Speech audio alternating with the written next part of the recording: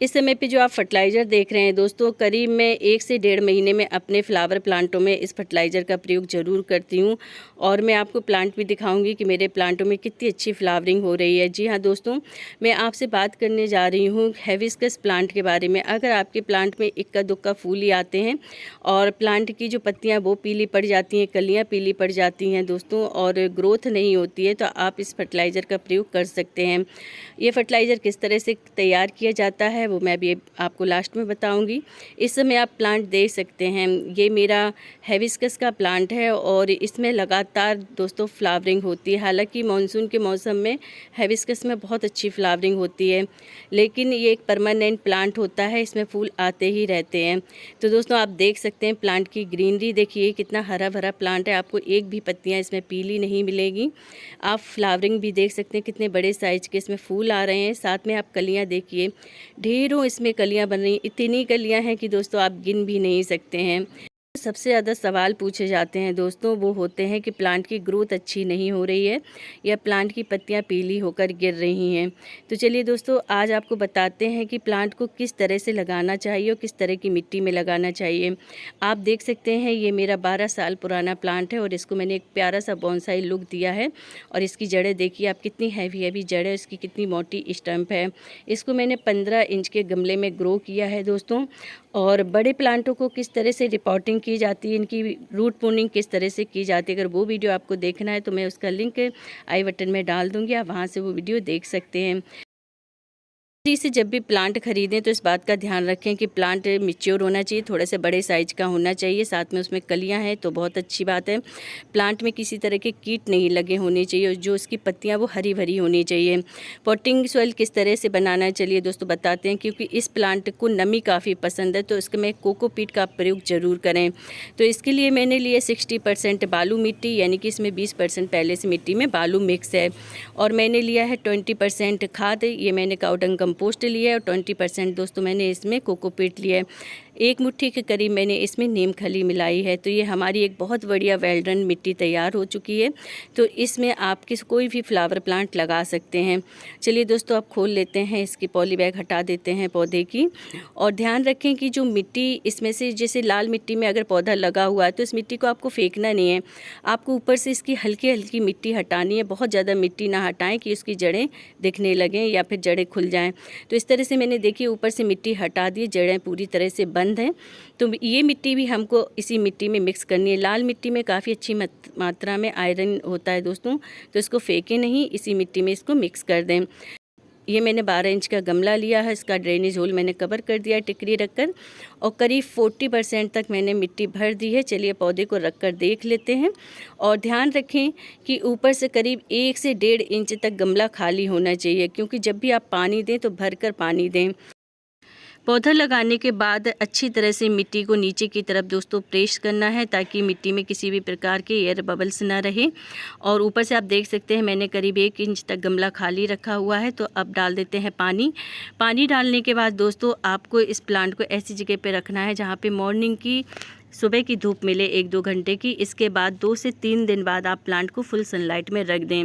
ये sun loving plant है, जब तक इसको पूरी धूप नहीं मिलेगी प्लांट अच्छे से ग्रोथ नहीं करेगा, ना ही इसमें अच्छे फूल आएंगे। तो इसको फुल सनलाइट में रखें दोस्तों। हैवी फीटर प्लांट है दोस्तों, तो इसको हर महीने आपको फर्टिलाइज ज़रूर करना चाहिए। तो किस तरह की खाद डालनी चाहिए, मेरी कई वीडियो मैंने डाली हुई हैं, अगर खास से रिलेटेड अगर वो वीडियो देखनी है तो मैं उसका लिंक डिस्क्रिप्शन बॉक्स में डाल दूंगी, आप वहाँ से भी वो वीडियो देख सकते हैं। इस समय पे दोस्तों ये मैं फूल तोड़ रही हूँ और इनका ही आज मैं फर्टिलाइज़र तैयार करके आपको दिखाऊँगी प्लांट में डालने के लिए। इन फूलों में बहुत अच्छी मात्रा में दोस्तों कैल्शियम, आयरन और फास्फोरस होता है, विटामिन सी होता है, जो कि प्लांट को अगर आप इसकी भी खाद डालते हैं तो आपको और कोई खाद डालने की ज़रूरत नहीं होगी दोस्तों।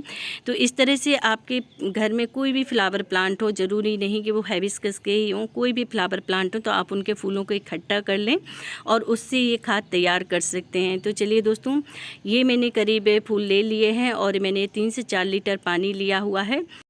इन फूलों को पानी में डाल देते हैं। करीब आपको 2 दिन के लिए इनको ऐसे ही पानी में छोड़ना है 48 आवर्स के लिए दोस्तों। और साथ में ही इसमें मिक्स करना है आपको सरसों की खली। सरसों की खली एक छोटा सा टुकड़ा मैंने लिया हुआ है, यानी कि मस्टर्ड केक, तो इसको भी पानी में डाल देते हैं। इसको ढककर रख देते हैं दोस्तों और 2 दिन बाद देखते हैं कि किस तरह से हमारी खाद तैयार हुई है। इन फूलों को आप ड्राई कर भी प्लांट में अप्लाई कर सकते हैं दोस्तों। इनका आप पाउडर तैयार कर लें और नीम खली में इसको मिक्स कर लें। हर प्लांट में आप 2 से 3 चम्मच डाल सकते हैं 15 से 20 दिन में एक बार, तो इनका भी रिजल्ट आपको बहुत अच्छा देखने को मिलेगा।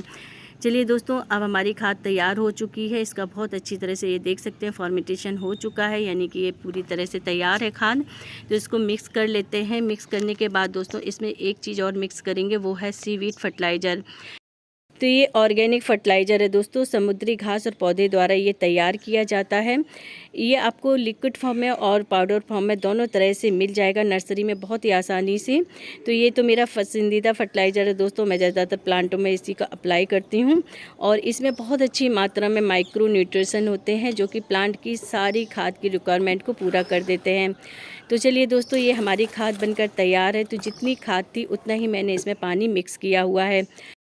खाद अप्लाई करने से पहले प्लांट की मिट्टी की अच्छी तरह से गुड़ाई कर लेते हैं ताकि जो मिट्टी है वो अच्छी स्मूथ हो सके और पूरी तरह से खाद जड़ों तक जा सके। तो इस देख सकते हैं गुड़ाई कर ली है दोस्तों। चलिए इसमें अब खाद को अप्लाई करते हैं और इस तरह की खाद को आप हर तरह के प्लांट में डाल सकते हैं, आउटडोर प्लांट, इंडोर प्लांट जो भी हों आपके, और साथ में फल फूल वाले पौधों में भी आप इसको डाल सकते हैं।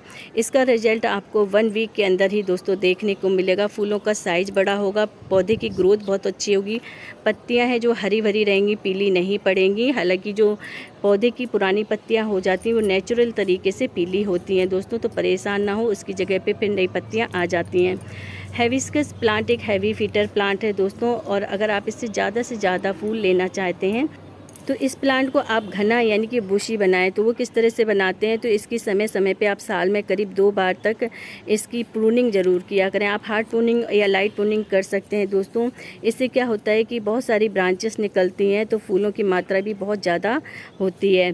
तो इस तरह से प्लांट को आप फुल सनलाइट में रखें, इसकी मिट्टी में नमी बना के रखें, इसको समय समय पर इसकी गुड़ाई ज़रूर करते रहें। साथ में हैवी फीटर प्लांट है तो हर महीने इसमें आपको फर्टिलाइज ज़रूर करना चाहिए। बात करें मिलीबग की, तो इसमें बहुत ज़्यादा मिलीबग भी लगता है दोस्तों, तो मैं कभी भी कोई केमिकल का प्रयोग नहीं करती हूँ। तो दोस्तों इसके लिए आप नीम ऑयल स्प्रे कर सकते हैं हिबिस्कस प्लांट में हफ्ते में 2 बार। और मेरे आपको कोई भी प्लांट में इस समय मिलीबग नहीं है, क्योंकि मैं क्या करती हूँ डेली मॉनिटरिंग करती हूँ अपने प्लांट की। और जो भी मिलीबग होता है तो जो ब्रश होता है जिससे हम दाँत साफ़ करते हैं उस ब्रश से मैं इसको हटाती रहती हूँ मिलीबग को। तो दोस्तों आप देख सकते हैं ज़्यादातर जो प्लांट ख़राब होते हैं वो मिलीबग से ही होते हैं।